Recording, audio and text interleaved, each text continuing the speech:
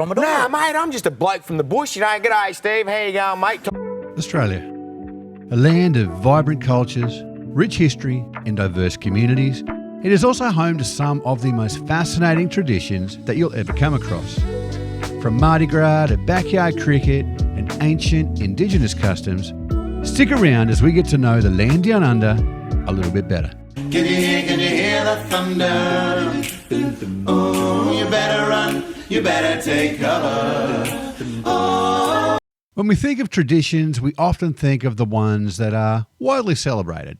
Things like Christmas or New Year's. But there are so many more hidden gems that are yet to be discovered. Now, most of these will probably be household names to Aussies, but to visitors to our shores, take note. You might just find yourself learning something new about Australia. Every year on April 25, ANZAC Day is marked to honour the valour and sacrifice of the Australian and New Zealand Army Corps, soldiers who have served our country since the First World War. The significance of the date is that our troops landed on the beaches of Gallipoli in Turkey on that fateful 1915 morning, with 620 Australians being killed on that day alone. All up, there were more than 8,700 Australian soldiers killed in this campaign, together with 3,400 New Zealanders. Dawn services, a traditional gunfire breakfast, marches and ceremonies in cities and towns across our two countries are held throughout the day as people come together to remember the fallen and celebrate the comradeship, bravery and sacrifice. The march is usually followed by reunions and lunches put on by local pubs and clubs. And this is also the one day of the year that the traditional Australian gambling game of two-up may be legally played at venues. Australia Day is celebrated on the 26th of January of each year, and it is our national day. It commemorates the landing of the First Fleet in 1788 and the raising of the Union Jack by Arthur Phillip. It is a day to honour the accomplishments, variety and community of Australia.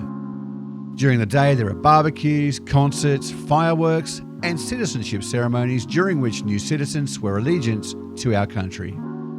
It's also a day to some that has competing stories. One is of nation building and achievement, and the other is of displacement and dispossession of the Aboriginal people, who term it Invasion Day. In my opinion, there should be no Australia Day. Who celebrates the genocide of any other people? It should be abolished. There has been calls for many years from a growing minority to change the date, but recent polls showed that 60% of Aussies see no issue with keeping the date as it is. To me, Australia Day is about so much more than the events of one day. It's about celebrating where we came from, who we are as a nation, and what we aspire to be. I should also add the other tradition for the day, listening to the Triple J Hottest 100 on the radio. Every Australia Day, millions of listeners tune in to the publicly voted countdown to find out what the most popular songs of the year were. High school graduates in Australia typically take a week-long vacation known as Schoolies. The graduates usually take a trip to a beach resort such as the Gold Coast, where they party and celebrate for a week. It started to become popular in the 1970s and has become, for many, a rite of passage. In a way, it's a transitional period from youth to adulthood, featuring a run down the beach and a dive into the ocean, a plunge of freedom to signify that school is finished forever, until you get to uni, that is. International destinations are now also becoming popular for schoolies, with Fiji, Bali and Vanuatu all popular.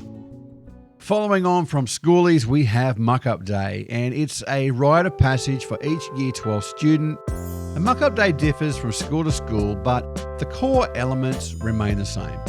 From parades to costumes and water guns and harmless pranks, tearful goodbyes, Muck Up Day is a chance for senior students to have fun at the end of their final school year. Now, if you're friends with an Aussie, they have no doubt assigned you a nickname. Davo, Shazza, Jono, Laws. Surnames can also be abbreviated too, so if your last name is Smith, you'll probably get Smithy, or Fitzgerald, which will become Fitzy. It's also not unusual for radio, television and sporting stars to be known by their nicknames rather than their normal name. However, if you're unsure of someone's name, best to just call them mate. I'm from it Nah, all. mate, I'm just a bloke from the bush, G'day, Steve, how you going, mate, type thing. Go over there. The Melbourne Cup is the most prestigious horse racing competition in Australia.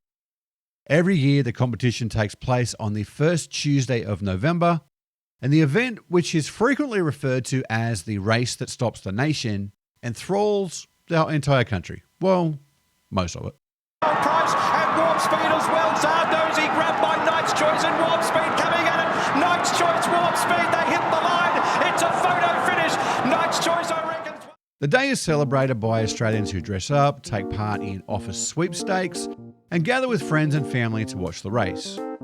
It has a lengthy history, and it actually started way back in 1861, and it's also a public holiday in Melbourne, but the rest of the country also gets involved, with many offices closing for the afternoon to attend local race meetings, dine on chicken and champagne, and try to pick the winner of the big race.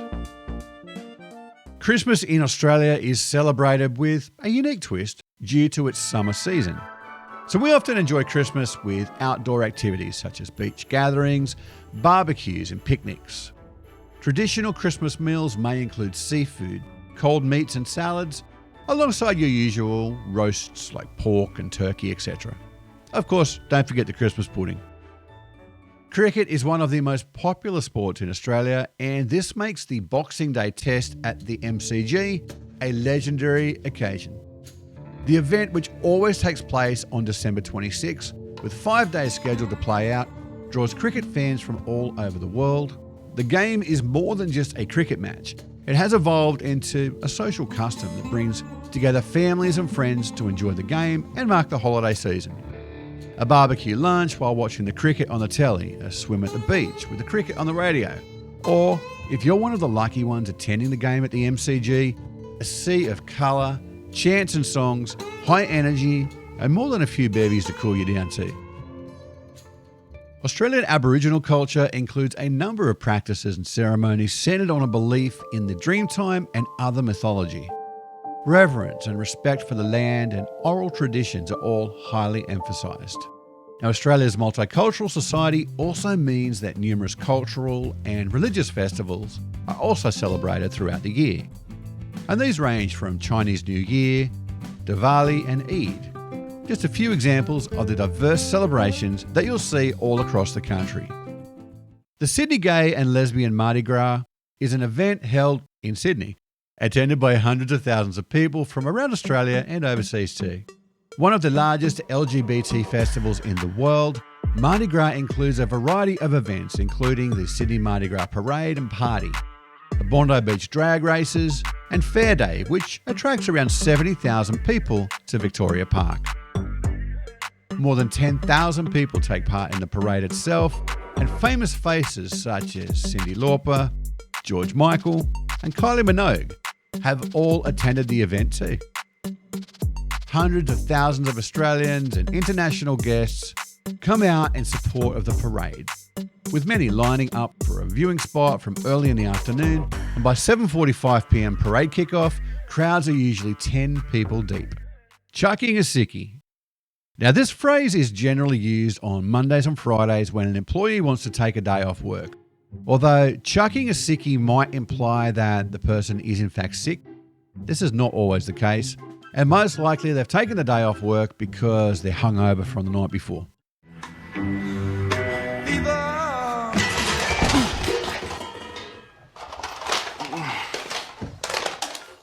While everyone chucks a sickie from time to time, a person who calls in sick too often is known as a bludger. Australia is an egalitarian society where dinner bills are split equally and friends often pay for one another when you go out to eat. But if you go to a bar and you hear a friend say, "I'll shout this round," it means that they'll pay for this set of drinks with the expectation that you will pay for the following round in return. Going for your first Macca's run after getting your P-plates is a cherished experience in Australia. Macca's is the pit stop after any night out. Let's say you went to a distant cousin's wedding and the meal portion sizes were ridiculously small. No worries. Just coordinate a Macca's run on your way home and you'll be right. There's nothing more Australian than a Macca's run. So what do you say? So we're giving you the best reason to do it. 2 McFeast burgers, please. McFeast is back. So no matter where you are, it's time for a Macca's run. As I wrap up this journey through some of Australia's traditions, I'm reminded of just how vital these customs are to understanding our nation's identity and how homesick they make me as well. They're more than just quirky customs or quaint practices. They're a reflection of Australia's history, our values and our people. So what did I miss? Let me know in the comments what traditions you celebrate. We are a diverse country with many cultures, and with that comes many traditions too. Thanks for joining me on From Down Under to Down South. I'll catch you next time. Hooroo, mateys.